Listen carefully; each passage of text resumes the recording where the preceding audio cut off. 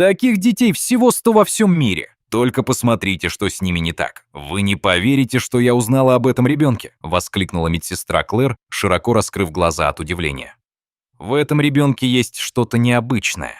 Доктор Строум оживилась, услышав эти слова, доносившиеся из-за пределов палаты, и ее мозг лихорадочно перебирал возможные варианты. Была ли это врожденная аномалия, редкое генетическое заболевание?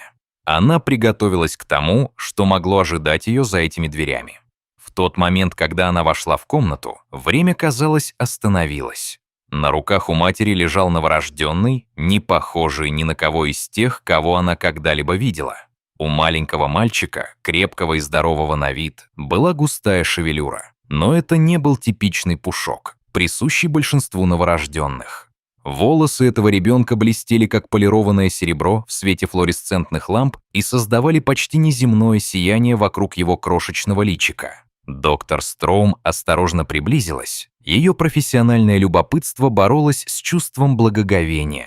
Родители ребенка, измученные, но сияющие от гордости, смотрели на него со смесью радости и неуверенности.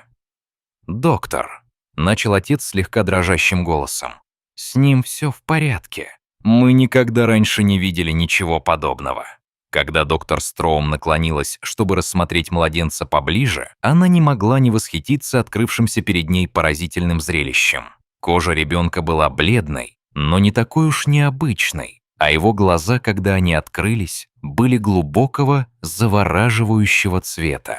Однако больше всего внимания привлекли его волосы. Серебряная корона была такой блестящей, что казалась почти нереальной. Доктор Строум заверила родителей, что он совершенно здоров, хотя в голове у нее роились вопросы. «Но я должна признать, что за все годы моей практики я никогда не сталкивалась с подобным случаем», пробормотала Строум. По мере того, как слухи об этом распространялись по больнице, в воздухе повисло ощутимое волнение. Медсестры и врачи находили предлоги, чтобы пройти мимо детской и украдкой взглянуть на замечательного младенца с серебристыми волосами. По городу поползли слухи. Было ли это чудом?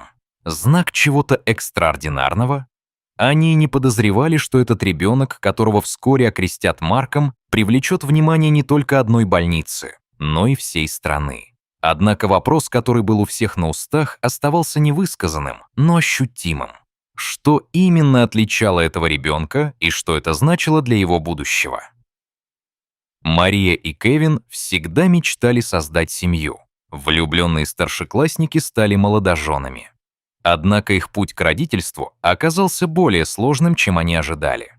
В течение многих лет они катались на американских горках надежды и разочарования, которые сопровождают проблемы с зачатием. Каждый отрицательный результат теста, каждое неудачное лечение подрывали их решимость, но их любовь друг к другу и к ребенку, которого они так хотели произвести на свет, никогда не ослабевала. «Я помню тот день, когда мы наконец узнали, что беременны», рассказывала позже Мария. Кевин с затуманенными от воспоминаний глазами пришел домой с работы и застал меня рыдающей на кухне. Он подумал, что случилось что-то ужасное, пока не увидел положительный результат теста у меня в руках. Последующие месяцы были наполнены подготовкой и предвкушением. Они превратили свою скромную квартиру в рай для своего будущего ребенка, покрасив детскую в мягкие, спокойные тона и заполнив ее игрушками. На протяжении всей беременности Мария светилась здоровьем и счастьем. Регулярные осмотры показали, что у нее крепкий, развивающийся ребенок. Акушер доктор Строум заверял их при каждом посещении, что все выглядит идеально. В ту ночь, когда у Марии начались схватки, Кевин отвез ее в больницу, его сердце колотилось от волнения и нервозности. Пока тянулись часы схваток, он держал ее за руку, шепча слова ободрения и любви. Никто из них не мог предположить, какое изумление охватит родильную палату, когда их сын наконец появится на свет. Когда воздух наполнился первыми криками, коллективный вздох медицинского персонала возвестил о появлении на свет ребенка, не похожего ни на кого другого. В первые дни после рождения сына Мария и Кевин оказались в центре медицинского внимания.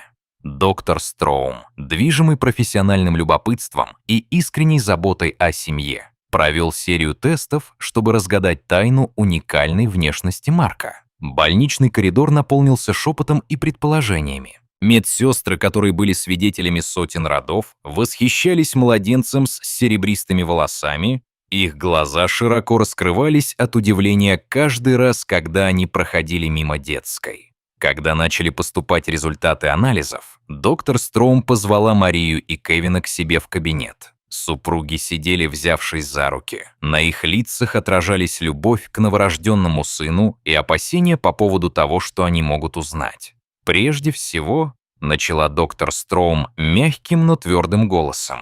«Я хочу заверить вас, что Марк – здоровый мальчик. Его вес находится на пределе нормы, но это не вызывает беспокойства, учитывая его общее состояние здоровья». Мария и Кевин обменялись облегченными взглядами, но они знали, что это еще не все. Теперь, что касается его волос, доктор продолжил. «Мы исключили альбинизм, который был нашей первоначальной теорией. Альбинизм может быть опасен, так как он делает кожу уязвимой для ультрафиолетового излучения. Но уровень меланина у Марка в пределах нормы, и в его глазах нет признаков проблем со зрением, которые часто ассоциируются с этим заболеванием». «Так в чем же дело?» — спросил Кевин, понизив голос почти до шепота. «Что с ним не так?» Доктор Строум мягко улыбнулась и продолжила. С медицинской точки зрения с Марком все в порядке. Его серебристые волосы – это уникальная генетическая вариация, настолько редкая, что, по нашим оценкам, в мире может быть всего около 100 таких детей. Это открытие повисло в воздухе. Его тяжесть одновременно пугала и радовала.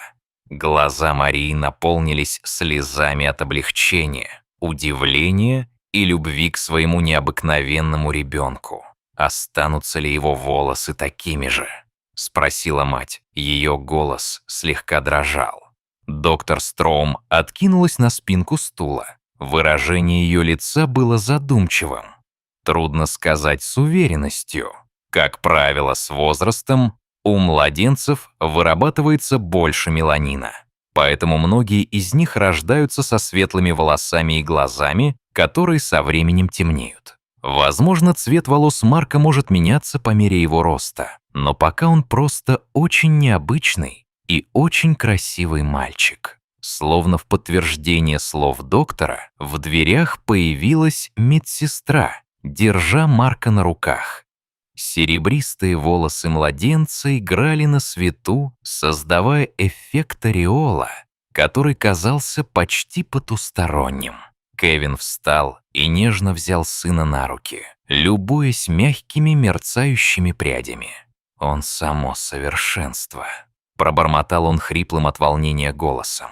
Доктор Строум наблюдала за семьей со смесью профессионального удовлетворения и личной радости. За годы своей практики она стала свидетельницей бесчисленных чудесных родов. Но Марк был чем-то по-настоящему особенным. В тот день, когда они выходили из больницы, Марк крепко сидел на руках у Марии. С появлением сына их маленькая семья вступила в мир, который навсегда изменился. Мальчик соответствовал той глубине любви, которую ему дарили родители. Дорогие зрители, а вы когда-нибудь встречали таких детей? Расскажите, пожалуйста, в комментариях. А если вам понравилось это видео, то ставьте лайк и подписывайтесь на наш канал. До свидания!